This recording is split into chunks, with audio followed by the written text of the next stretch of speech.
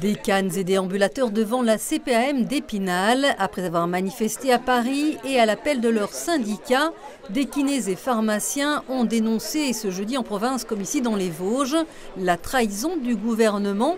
Les objectifs nationaux de dépenses d'assurance maladie exigent de faire 5 milliards d'économies.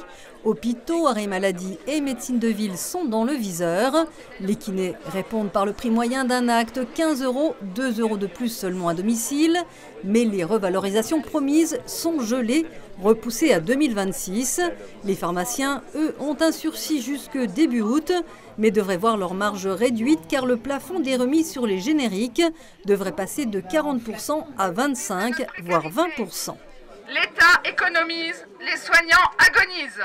Aujourd'hui, notre pouvoir d'achat a baissé de 20% depuis 10 ans. Nous n'avons plus les moyens de chauffer les balnéothérapies pour les kinés qui ont des balnéothérapies dans leur cabinet. Nous avons des gros problèmes pour pouvoir mettre la clim pour que les patients travaillent dans des conditions correctes.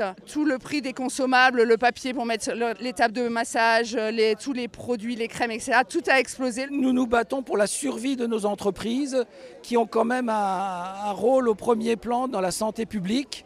Nous sommes les seuls praticiens de santé accessibles sans rendez-vous, gratuitement. Selon le directeur de la CPAM, les dépenses de santé, 250 milliards par an, progressent 2 fois plus vite que le produit intérieur brut. Chaque Français tient le chéquier lui-même et pousse la porte des professionnels assez aisément dans notre pays. C'est une grande chance, c'est une grande chance, mais je pense que ça produit aussi une partie de dépenses qui n'est pas toujours justifiée. Une partie de l'organisation du système de soins mériterait d'être revisitée.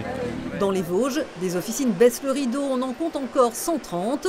Pour les kinés, c'est l'attractivité du métier et l'offre de soins en zone rurale déjà sous tension qui est en danger. Des professionnels de santé qui demandent en urgence la reprise des négociations.